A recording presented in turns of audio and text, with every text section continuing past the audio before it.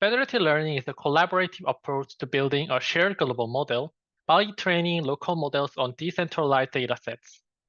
Federated learning can protect local clients' privacy by enabling local training at the endpoint, but this also makes the federated learning bit vulnerable to poisoning attack.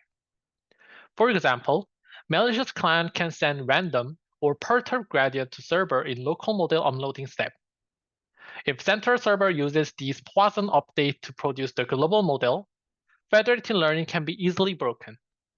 To mitigate the issue, existing researchers propose the robust aggregation strategy, which aims to filter out malicious updates in the center server.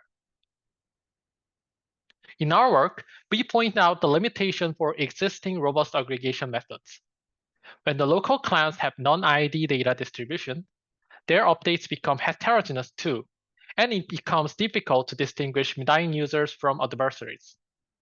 For example, in left figure, red dot is malicious client's model update, and blue dot is benign client's updates. We can figure out that non-ID makes benign local updates diverse and indistinguishable from corrupted ones. And this leads to a decrease in detection recall of existing defense approaches, multi-crom, as shown in the right figure. To mitigate these issues, we focused on figuring out where we can find some common knowledge reside in benign clients. Inspired from the fact that only small part of weight significantly affects for training, we define these weights, which are crucial for optimization, as critical weights, and consider these weights are the core part that represents the model's knowledge.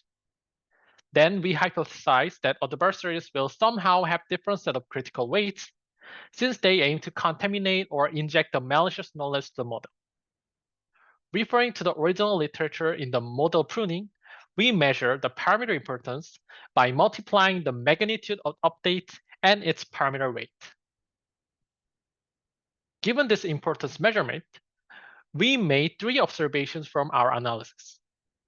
The first observation is that benign clients tend to share parameters with top K and bottom K importance even in non-ID data settings. In other words, most changes in importance rank are concentrated in parameters with medium importance, whereas the top and bottom parameters tend to remain stable. Second, when we repeat the experiment with attackers, we found that the Poisson model causes greater perturbations in the top and bottom parameters compared to benign ones.